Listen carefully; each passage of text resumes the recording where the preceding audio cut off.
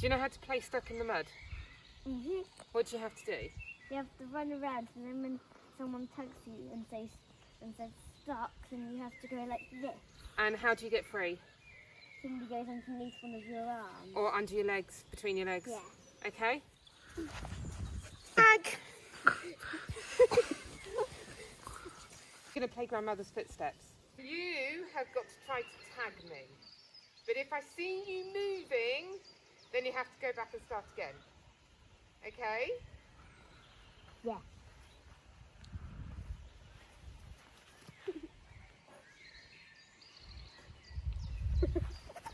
Oh, it's good. You need to go back.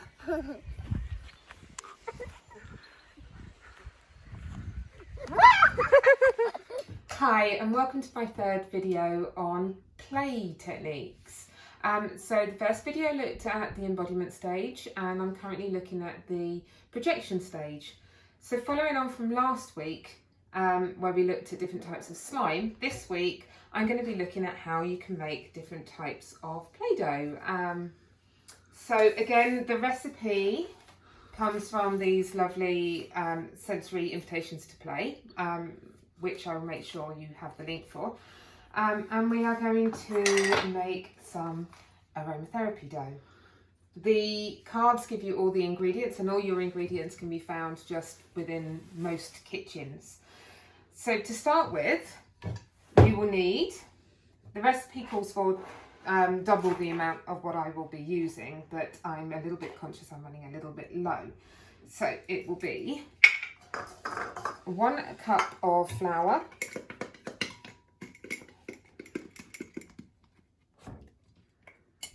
if you don't have these type of cups, don't worry, you can use any ordinary glass or mug as long as it's a consistent amount. So we're going to use 1 cup of plain flour,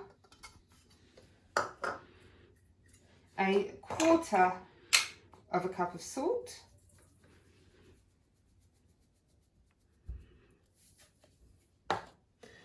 and a tablespoon of cream of tartar.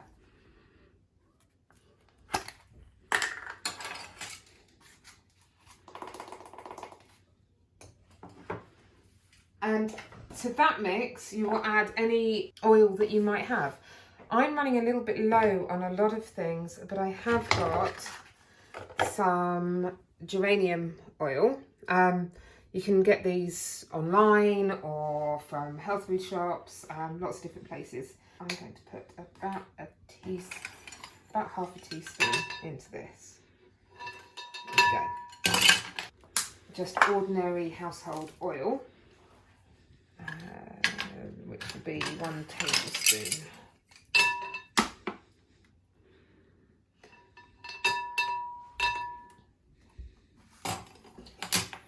And to that we are going to add some boiling water, which will be 1/2 cup. There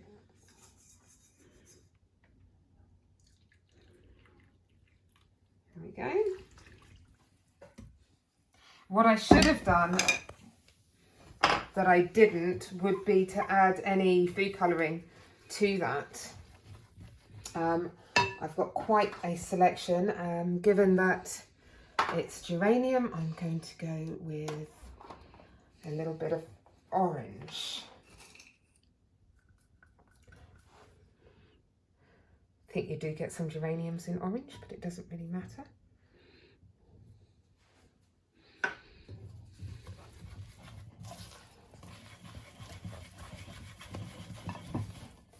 Really what I should have done is added the orange into the hot water before adding it into the mixture. Hopefully it will still come out okay.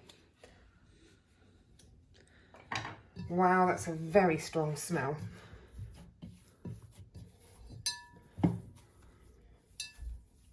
And the more you mix it, the more the orange will mix in, I'm hoping. If it's a little bit sticky, you can add a little bit more flour to it. So it's just plain flour. There we go.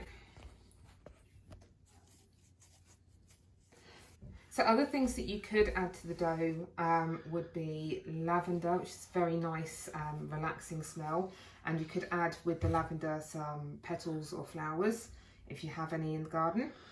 So that's the Play-Doh. I'm also going to show you how to make salt dough.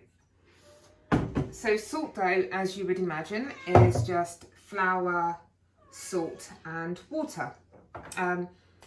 So this is 1 cup of flour, half a cup of salt, half a cup of water. I've made it already because it needs to be kneaded for a little while to make it soft and more malleable.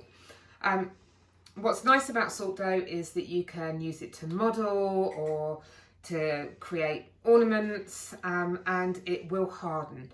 So roll it out, cut your shapes out, make your models, pop them in the oven. The lower temperature the better, which will prevent it from burning but will make it go hard for about 3 hours on 150 Celsius. Of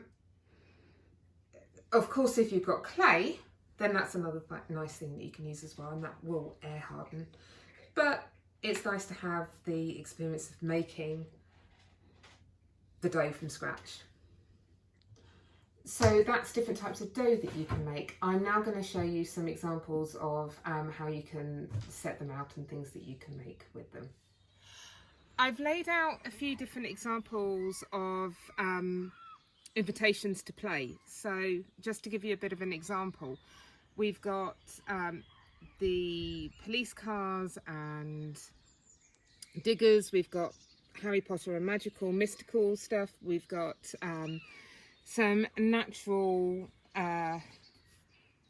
objects which are great for sensory and being part of recognising and understanding your world. We've got farmyards, we've got shapes and cutters. People are really good for that because it just gives you the ability to play out people that you know and are important or you've had issues with.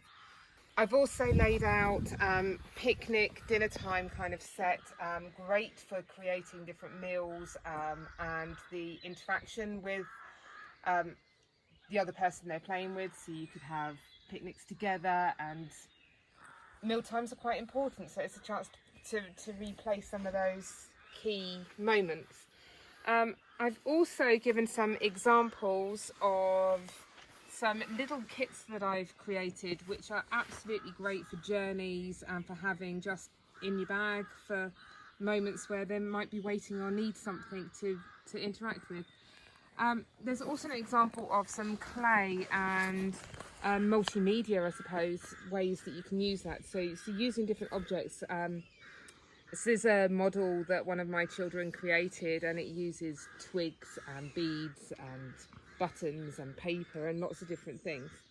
So the importance of Play-Doh is that it has a lot of benefits. So it aids in relaxation, the smells, the senses. It's also really good for pounding and banging if you're angry or releasing stress. It's great for self-expression and relationship building. It's a good conversation starter. It gives the child the opportunity to recognise their world and to work through things that have caused issues or questions or relationships. And it gives the opportunity for them to understand things and to change things if they want to. One of the great things about Play-Doh is it can be changed. It is malleable. You can create different things. And as I said, it's about relationship building. So having the other member of the other adult there to interact with them and to question things and to encourage and to explore and just build on your relationship. So thank you for joining me. Next week we're going to continue to look at the projection stage and specifically Sun Tray.